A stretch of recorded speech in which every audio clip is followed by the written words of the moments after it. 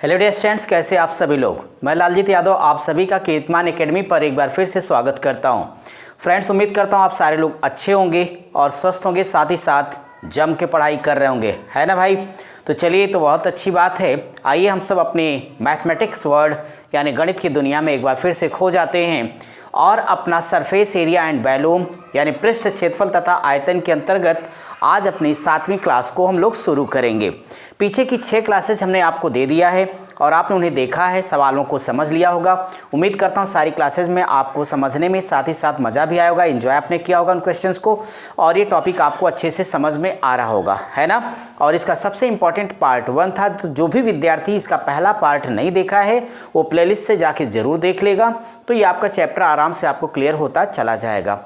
चलिए आज की क्लास की हम लोग शुरुआत करें। चले, बहुत अच्छे, फटाफट कॉपी पेन उठाइए और ज़रा जोश में आ जाइए मेरे सूरवीरों। तो लग जाओ आज के लिए पहला सवाल। देखता हूँ क्वेश्चन नंबर फर्स्ट क्या होगा आज हमारे फ्रेंड्स के लिए। तो पहला सवाल हमारा एक मज़ेदार सवाल है। लिखना है कि एक बेलनाकार, तो बात चल रही है सिलेंडर की, तो यहाँ पे आप लिखना शुरू करेंगे कि हमारे पास इन्होंने कह दिया कि एक बेलनाकार, अच्छा है, तो बेलनाकार बैरल जिसकी बाहरी, तो बेलनाकार बैरल, और आगे लिखा हुआ है कि जिसकी बाहरी त्रिज्या, तो जिसकी बाहरी त्रिज्या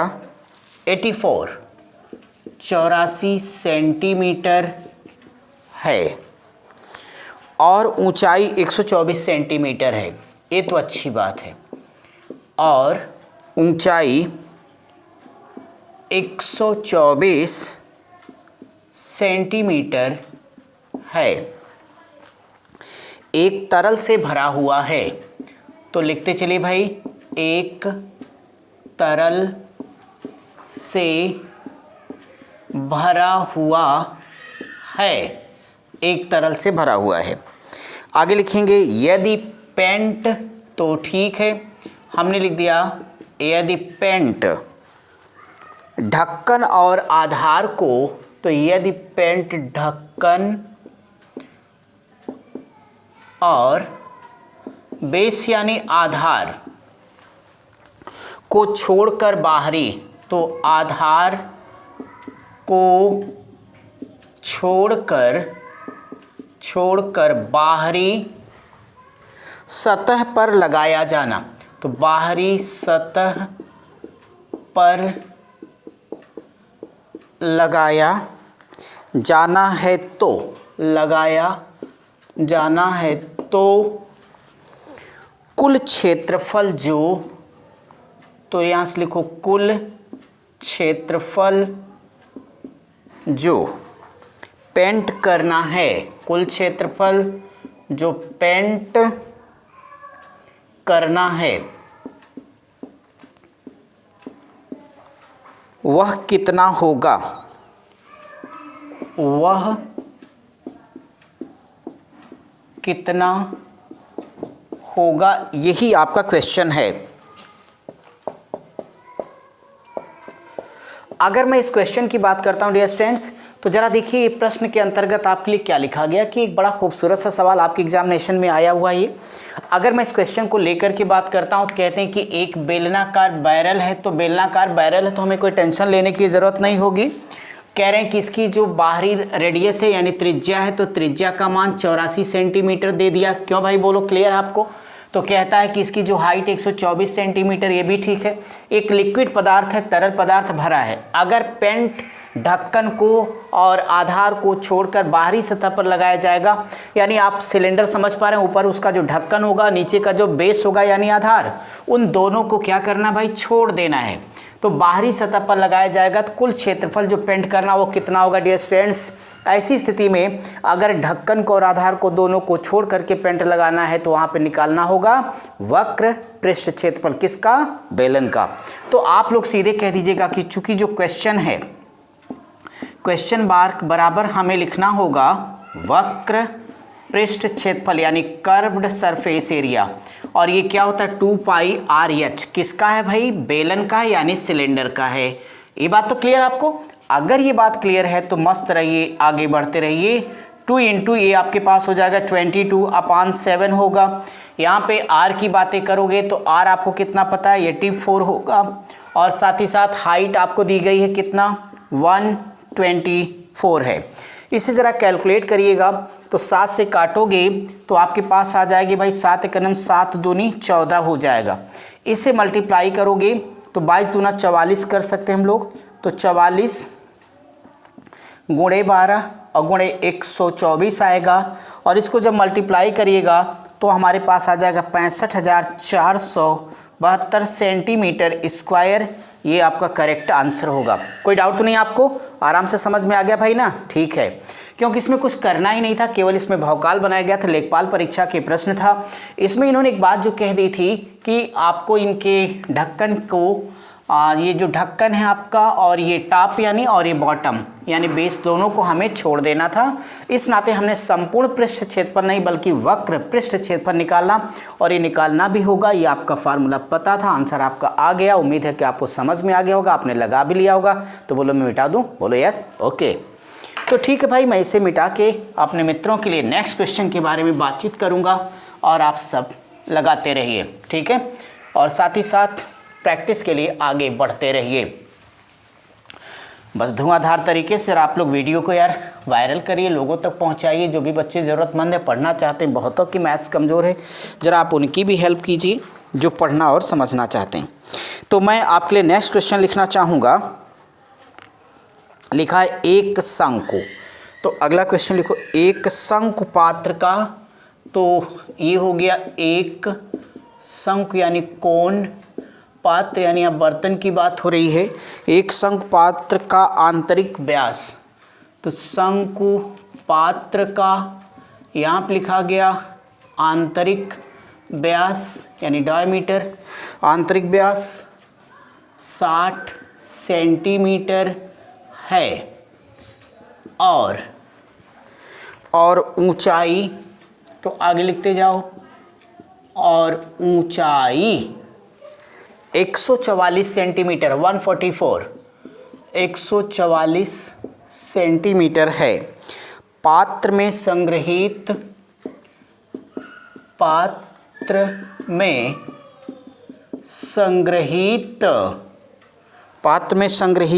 तेल को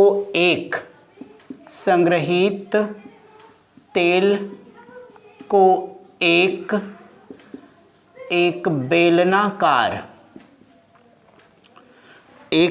बेलनाकार कंटेनर में। तो बेलनाकार ये कंटेनर हो गया, कंटेनर में डाला जाता है। कंटेनर में डाला जाता है जिसका आंतरिक व्यास, बढ़िया सवाल है भाई, तो लिखिएगा जिसका आंतरिक व्यास 180 सेंटीमीटर है। 180 सेंटीमीटर है। इसमें तेल की ऊंचाई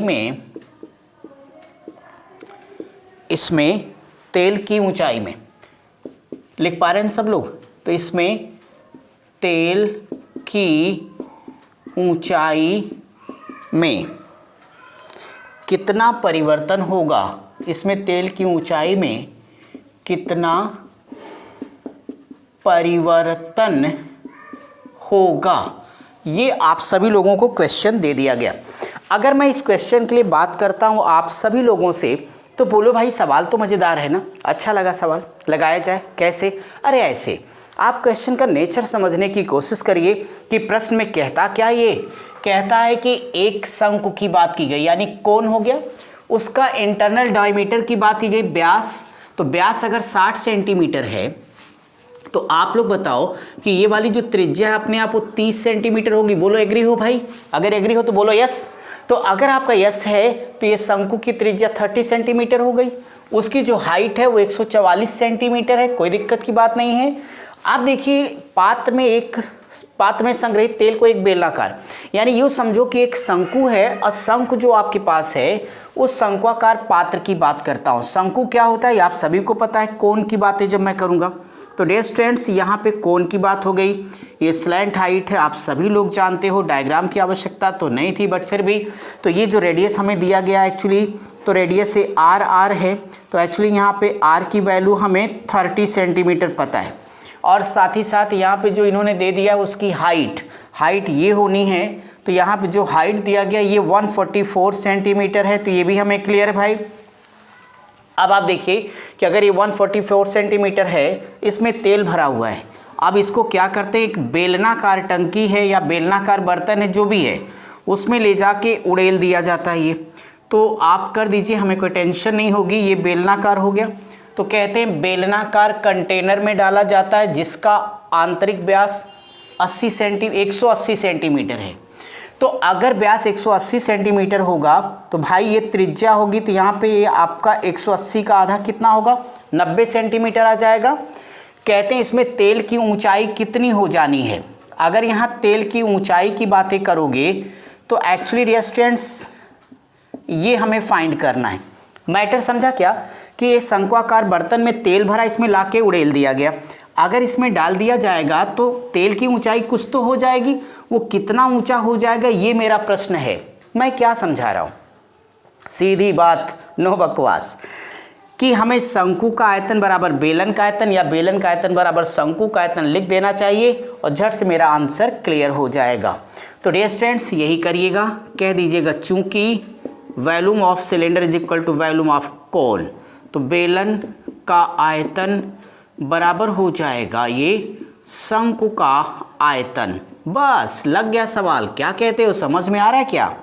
तो बेलन का क्या होता है बोलो, पाई आर स्क्वायर एच, ये क्या होगा 1/3 पाई, यहाँ पर मैं कैपिटल आर लिख देता हूँ ताकि आपको डाउट ना हो।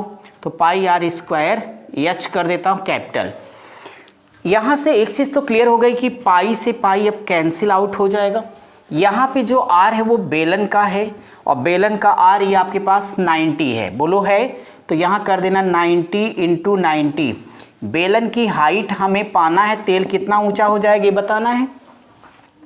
शंकु की बात है तो 1/3 गुणे शंकु की जो रेडियस हो 30 सेंटीमीटर है, तो यहाँ पे कर दो 30 × 30 के, बोलो भाई।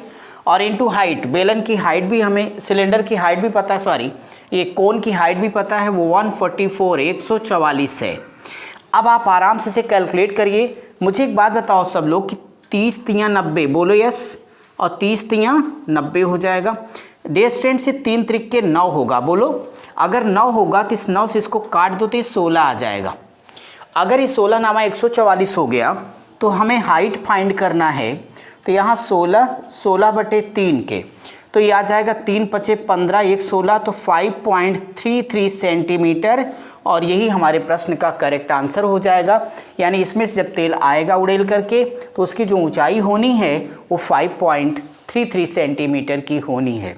क्या हुआ, समझ में आया, बोलो। अब भैया देखो ये सब तामझाम तो करना नहीं था, बेलन का आयतन बराबर शंकु का आयतन, जो पता था उसको रख देना था, जो नहीं पता था अपने आप सॉल्व करने पे आ जाएगा, और ये आपके प्रश्न का उत्तर है। चलता हूँ मैं आगे। तो चलो भाई फटाफट सब लोग रेडी हो जाओ, मैं जब तक मिटाता हूँ तब तक आप बिल्कुल कॉन्फिडेंट रहिए कि आपका सवाल लगेगा। और हाँ, कापी पेन लेके बैठते हो ना सब लोग, बिल्कुल भाई। देखो बार बार कहने की आवश्यकता नहीं होती चाहिए ये।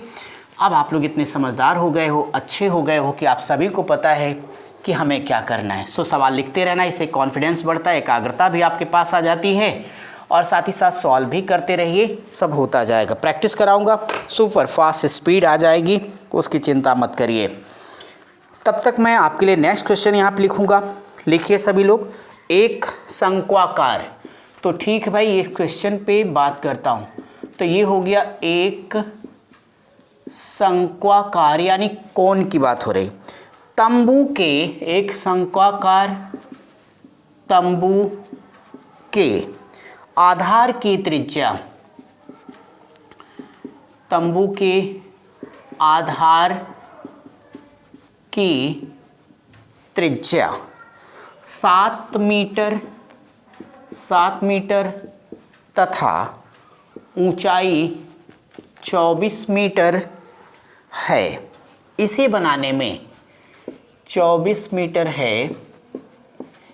इसे बनाने में 1.25 मीटर चौड़ा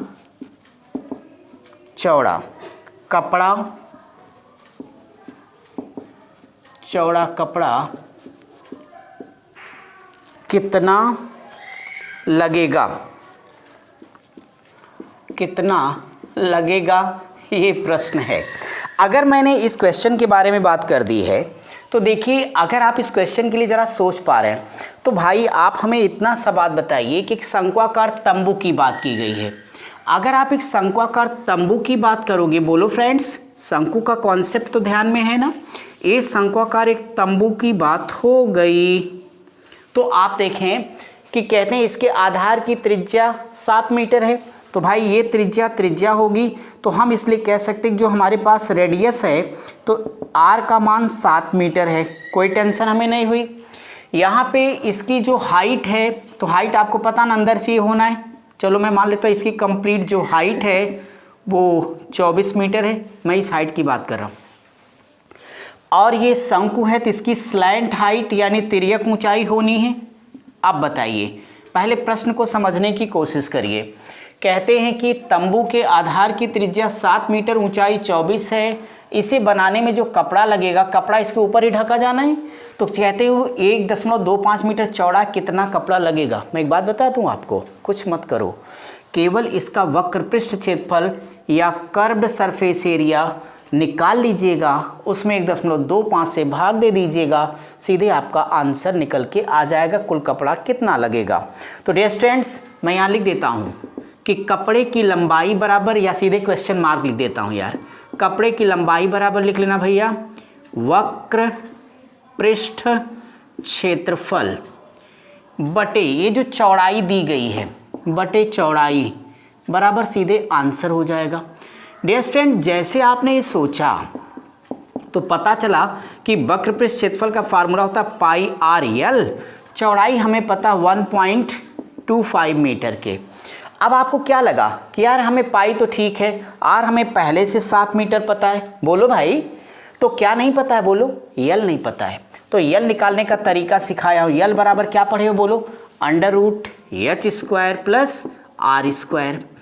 देखिए ना कि आपके पास h का मान 24 है, r का मान 7 है भाई। तो आप लोग कहो तो 24² सीधे मैं 576 576 7 7 49 दोनों को जोड़ोगे 625, तो ये 25 लिख दो, चलेगा। बहुत अच्छे। अब यहाँ से देखो ये हो जाएगा 22/7 गुणे r, 7 गुणे यल कहाँ गया भाई, ये 25 है। अब बटे लिखना है 1.25। कम से कम इनको बड़े इज्जत से यहाँ से उड़ा दिया जाए। कोई टेंशन तो नहीं हो गई आपको, होना भी तो नहीं चाहिए भाई। अब अगर आप इसे कैलकुलेट करोगे तो आपके पास आ जाएगा 22 25 110 हो जाएगा। 110 का आपका कितना हो जाना है, 0 हासिल 11, 22 दूना 44, 1 45 10 55, 550 बटे आ जाएगा 1.25। इसको पूर्णांक में कन्वर्ट कर लो तो ये हो जाएगा 550 बटे 125 गुणे 100। ये तो पता हो गया क्यों किया, दशमलव मैंने हटा दिया। अब अगर इसको ऐसे कर देते हैं तो 25 25 हो जाएगा, 25 चौक 100, 5 से काटोगे तो 110, 11 चौक 44, तो 440 मीटर आपका ये करेक्ट आंसर हो जाएगा। क्या समझ में आ गया आप सभी लोगों के? क्या करना था, कुछ नहीं करना था, हमें सिर्फ इस कोन का कर्व्ड सरफेस एरिया निकाल लेना था, जो कि निकल के 550 आ गया। ये उसका क्षेत्रफल है और इसमें कपड़े की जो चौड़ाई उसे भाग दे देना है। तो इससे हमें ये पता चल जाएगा कि इस तंबू को ढकने के लिए कुल कितने कपड़े की आवश्यकता होगी, तो 440 मीटर होगी। यही आपके क्वेश्चन का करेक्ट आंसर है। क्लियर है? यदि हाँ है तो बोलो आगे बढ़ो। ठीक है, चलिए भाई आप सब लोग इसे सॉल्व कर लें ताकि मैं आपका नेक्स्ट क्वेश्चन अब डिस्कस कर पाऊँ। और आप सारे लोग कमेंट करके बताते रहिए कि समझ में आ रहा है ना भाई। तो बस कुछ नहीं करना यार, 1 सेकेंड लगता है वीडियो को लाइक करने में, दूसरे सेकेंड में कमेंट कर दो। बाकी तो मैं मस्त होकर पढ़ाता ही रहूँगा, है ना, उसको संकोच मत करिए, पूरा देखिए। अब मैं आप सबके लिए क्वेश्चन नंबर नेक्स्ट लेता हूँ आज के लिए। लिखा है कि एक, अगला क्वेश्चन लिखो। तो यहाँ पे हो गया एक 5 centimetre into 30 centimetre into 30 centimetre आकार के टुकड़े को, तो यहाँ पे लिखते चलिएगा आराम से, आकार के टुकड़े को 5 centimetre into 5 centimetre into 10 centimetre आकार के इंटू 10 सेंटीमीटर आकार के कितने छोटे टुकड़ों में, आकार के कितने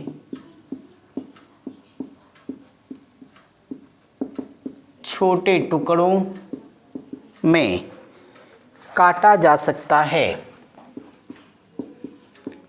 काटा जा सकता है। चलो अच्छी बात है भाई। ये प्रश्न तो देख करके आपको बहुत आराम समझ में आया होगा कि आकार के टुकड़े, आप समझो कि केक है और क्या। तो ये कह रहे हैं कि मैं कुछ बताऊं आपको कि बस इस बड़े वाले आयतन में इस छोटे वाले से आप लोग भाग दे दीजिएगा, सीधे आपका करेक्ट आंसर आएगा।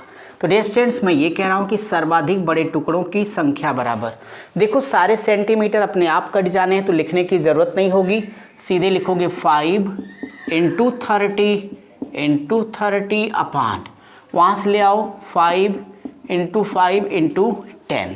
बोलो भाई, 5 से 5 को कैंसिल करो, 5 छक 30 बोलो, 10 तियाँ 30 बोलो, अब बोलो 6 त्रिक 18 टुकड़े बनेंगे और ये आपका करेक्ट आंसर भी है। क्या कहते हैं, समझ गए? तो अच्छी बात है, ये आगे बढ़ते रहा जाए तो ही मज़ा आएगा अपनी क्लास के अंदर भाई।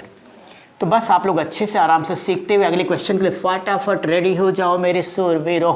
आज हम लोग नेक्स्ट सवाल की तरफ बढ़ने वाले। अब मैं आप सबके लिए जो अगला क्वेश्चन ले रहा हूँ वो ये है, बहुत ही प्यारा सा प्रश्न है। लिखना एक समकोण, राइट एंगल ट्रायंगल की बात हो रही, केवल राइट एंगल है तो लिखोगे एक समकोण वृत्ताकार शंकु। तो एक हो गया ये समकोण वृत्ताकार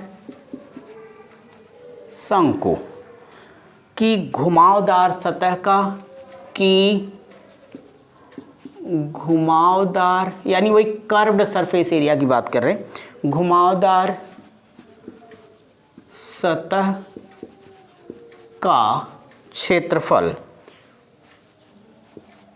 और स्लैंट हाइट यानी तिर्यक ऊंचाई, और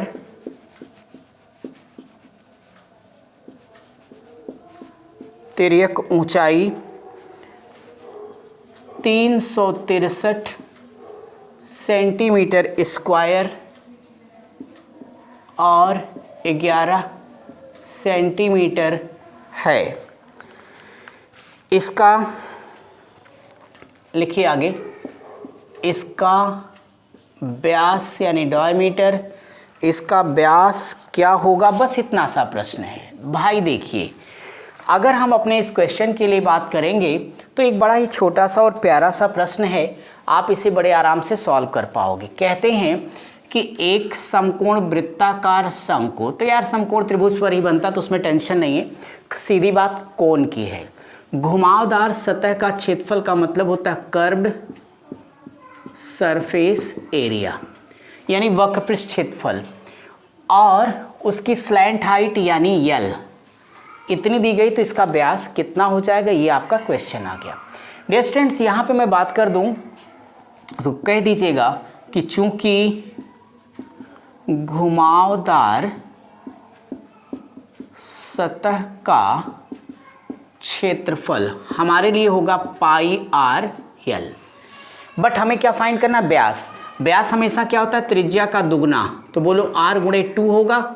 अब जैसे हमें रेडियस मिल जाएगा तो हम आराम से उसका दुगना कर देंगे, हमें डायमीटर मिल जाएगा, व्यास मिल जाएगा। तो मेरे भैया आप करना क्या होगा, यहाँ सब कुछ आपको क्लियर है। ये अगर आप घुमावदार सतह के क्षेत्रफल की बात कीजिए तो सवाल वाले ने चिल्ला चिल्ला के 363 दे दिया बराबर पाई का मान जब तक हमें पता नहीं, हम क्या करेंगे 22/7, आर हमें बताना ही है। रही बात यल की, तो यल का मान ये देखिए आपको ऑलरेडी दिया गया है, तो जो आपकी तिर्यक ऊंचाई वो 11 हो गई। यहाँ मैंने 11 लिख दिया, कोई दिक्कत तो नहीं आप सबको। अब आप इसमें क्या करिए, आर का मान लेना, बस पक्षांतर कर लीजिएगा। पक्षांतर करोगे तो चलो 11 से इसे काट लेते हैं, ठीक है भाई। 11 से काटोगे जब तो 11 तियाँ 33 हो जाएगा और फिर 11 तियाँ 33 हो जाएगा। क्लियर यहाँ से? फिर माय डियर स्टूडेंट्स इसे बहुत आराम से हम कर पाएंगे। अगर 11 से फिर काट देता हूँ तो 11 तियाँ 33 हो जाएगा, 11 दूनी 22 होगा। तो यानी ये हमारे पास हो गया 2/7 गुणे आर बराबर 3 के, इसलिए यहाँ से हो जाएगा आर बराबर 7 गुणे 3/2, तो ये आएगा 21/2 के। ये तो हमारी रेडियस हो गई, लेकिन हमारा क्वेश्चन था कि हमें व्यास बताना है। बोलो भाई, तो व्यास त्रिज्या का दुगना होगा, तो 21/2 और गुणे 2 से 2 कैंसिल हो जाएगा, तो ये 21 सेंटीमीटर हो तो सेंटीमीटर, और ये आपके क्वेश्चन का करेक्ट आंसर होगा, क्योंकि यही है व्यास यानी डायमीटर। कैसा रहा क्लास, समझ में आया सबको? कोई दिक्कत तो नहीं भैया? इस क्वेश्चन में कोई प्रॉब्लम किसी को? ठीक है, कोई तेज वेज तो नहीं लग रहा है, होना भी नहीं चाहिए, क्योंकि अगर तेज है तो वीडियो आप एक की जगह 2 बार देखिए, आराम से आपके समझ में आ जाएगा। वैसे मैं आराम से ही पढ़ा रहा हूँ, चूँकि अभी तो आपको मैं सिखा रहा हूँ, प्रैक्टिस तो करा नहीं रहा, हर बार बताता हूँ। उम्मीद करता हूँ कि आज की क्लास में आपको मज़ा आया होगा। चलिए इन्हीं सवालों के साथ आज अपनी क्लास यहीं तक होगी, और मैं आपसे मिलूँगा आपकी अगली क्लास में। तब तक आप सब पढ़ते रहिए, स्वस्थ रहिए, मस्त रहिए। Thank you.